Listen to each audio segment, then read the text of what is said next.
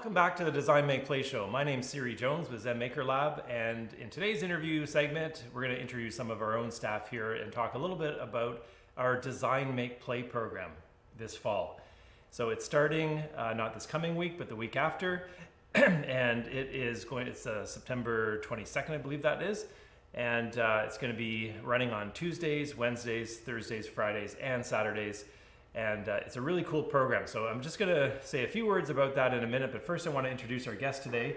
Thanks very much, Ella, Rodney, and Zachary for joining in. So what we're looking at here is the Design Make Play team. So Ella is our designer in this Learning Pod program. Zachary is going to be handling the Make segments. And Rodney is going to be handling the Play segments. So thanks everyone for joining in. So maybe I'll just say a real quick overview to everyone just about the program, and then I'm going to ask each of you a little bit about the importance of the different areas that you're representing today. So the program, just to go back to the audience for a few minutes, it is a program that runs, there's a different times, a little bit flexible, but basically it's 4.5 hours a week for 4 weeks. And you can pick your time. Some schedules are from 10:30 in the morning till 3:30. You can also kind of split it up a little bit so that your child is taking it from, let's say, 10:30 to 12, one segment, and then the next day taking another one from 12:30 to 2, and then another day at a different time slot from, let's say, 2 to 3:30. So there's quite a lot of flexibility. We'll be posting our schedules on our website very shortly. And the whole idea is that we're integrating these important topics of design, make, play in a really hands-on way, engaging way.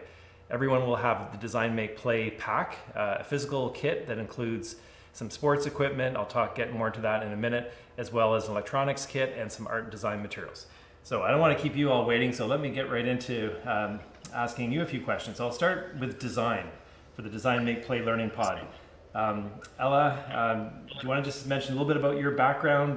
You're an engineer as well as a designer, but did you want to say just a little bit about your background? Sure. So thanks for having me. My name is Ella. I'm an engineer, a materials engineer, and here at Zen Maker Lab, I'm an instructor for Fusion 360 as well as illustration and design. Okay, great. And I know the theme for this first module one, the first 4-week period, is about illustration, character development, and storytelling. And then I think in the following month it's going to be animation. So what are some of the things the kids would be doing with illustration? Why is illustration and design important to even engineering? Well, drawing and sketching is the key point, is the first step. And making the characters and having them as a character so that they have a background and know if it's a villain or a hero, and what's their challenges, what's their goals, and these are all storytelling for the character. And it's also important in the design part when we want to make a character and an animation at the end. Okay, well, thanks very much. That sounds really fun. And I should mention too that this program is primarily for grades 4 to 7, which is about 8 to 12-year-olds. We also have the Design Make Play program for secondary school students. It's a little bit different. It's more of a self-paced, asynchronous with some online support, but this one is synchronous, so the kids are doing it together at the same time. And I'll move on to Zachary. Thanks very much, Ella, for the design component. We'll come back. I'll ask you a few more questions, I'm sure. Zachary, you're the make person on this show, on the engineering side. Can you tell us a little bit about this programmable LED clock and what's going to happen with that? Sure thing. Yeah, so for the Make segment, we're basing a lot of our curriculum around the LED clock project, which was actually designed here at Zen Maker Lab. So I've actually got the PCB here. You can see, woo, it's got the fun little Zen Maker Lab logo. But we thought this would be a really cool way to teach kids about physics, about mathematics. So some of the core topics or modules that'll be covered for the Make make portion of this DMP pack. It's going to be telling time, oscillations, refraction, reflection, and some other concepts around light. So we're really excited to have this project that we can really tie in some really fundamental things to learn about physics and mathematics. So I'm excited. Oh wow! Okay, that sounds really good. I'm looking forward to seeing the kids enjoy that one. So, thanks very much. Now I'll move on to Rodney. Now Rodney has been doing our play episodes on the show and been helping out with some other things here at Zen Maker Lab. Rodney, why is physical exercise important? And does it help with when you're studying about science, technology, engineering, art, and math? What's the point of including that? Yeah, so play gets kind of overlooked, when you're studying or when you're doing anything along those sorts. But I mean, it's very important because it relieves stress. It improves brain function. It teaches you how to properly work with other people in a group setting, and most importantly, it just gives you a break from the tedious, the math or the science or whatever it is you're studying. It just gives you a nice break from that. So I mean, that's why it's important to me. I feel like it's key for developing the brain at younger ages. Just gives you a good mixture of tools, I guess you could say. Okay, well I think Zachary may disagree with you about the math being tedious part, but other than that, it is good to have a mixture for sure. And I understand the sport that's going to be covered in this first 4-week module is floorball and measurement and some data analytics. I think I'm going to be involved in actually some of the data analytics side, where kids will measure their progress and learn about Excel and spreadsheets and visualization of data. So we're going to mix a little science into that play. Rodney, can you just say a few words about floorball and what are you do all kinds of sports. In fact, maybe first introduce yourself a little bit about your sports background. What do you do, Roddy, in sports? Okay, so my sports background, I played baseball through university. I played a lot of sports growing up, but baseball is what I stuck with and kind of went to the next level.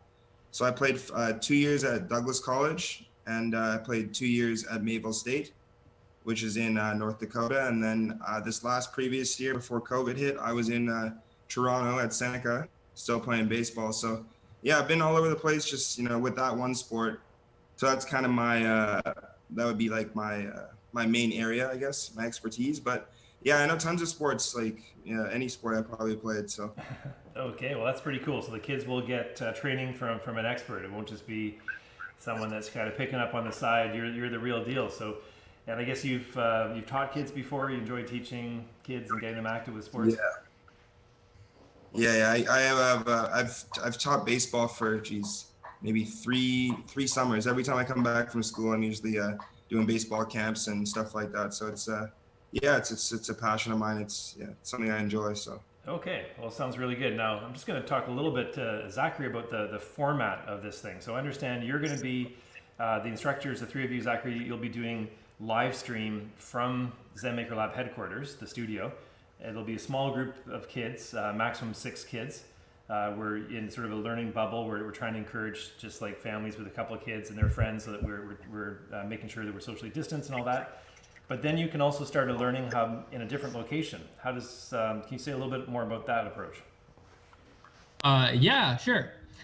So throughout the day, we're going to have a design segment block, a make segment block, and a play segment block. And of course, we'll be kickstarting the day with the Design Make Play show, which your class could tune in to as well. We highly encourage that. And so we're going to have a small pod of students here at the Maker Lab running the class. But we're also going to have be live streaming that class for other classes, other pods that want to learn at a distance virtually in their own pod and stay safe and from wherever they are around the world. Now, these people that are tuning in, these pods that are tuning in, of course, we're going to encourage engagement with these other pods. So if you have questions that you want to relay to whoever's leading the class, say it's me. So say that we're working on the LED clock project, and some students like, hey, I wonder what happens if we shine a light into say, I don't know, honey instead of air or something like that. Then we can talk about it, right? So the idea is that these classes are still they're online, but we can still relay questions, we can still answer problems together, solve problems together, and really just be like one huge class. So I'm really excited for that. It's pretty new. I can't really think of anything else that's sort of this blended mix of virtual and online. So we're gonna see how it's gonna go. But I'm hopeful. I think it's gonna be pretty cool. Yeah, I think it is pretty innovative from what I can tell. I haven't seen too many people doing this combination of the face-to-face locally, face-to-face in learning pods, online connections, virtual hubs. We even have some groups around the world that are participating. So we have a group of grade 5 class in Colombia. It looks like we're going to have a group in Trinidad and Tobago, possibly. Another pod in, I think, Atlanta, Georgia. So it's pretty cool. Kids will be able to interact with some kids their age doing similar things around the world. Back to Ella. Now, Ella, you did a lot of online courses during the spring. Everything from building a 3D printer to Fusion 360 and 3D design. And when you're doing the online courses, like, is it still possible for kids to learn through that channel, or does it really have to just be face to face? Like, what's your experience been with that? Well, it's interesting that children really like streaming as well. So when it's via Zoom, for example, because it's interactive and they can ask their questions and they still can show what they are doing, and we can share our screen here in Zoom. So it's good. It's very good, and I can see that they are happy with the courses when it's online as well.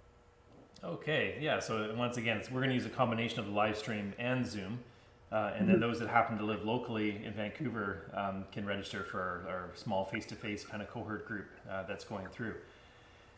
So Zachary, back to you for a sec. We'll just have a few more minutes. What do they get what's the make portion of the DesignMakePlay pack? What do they get in that for the make side?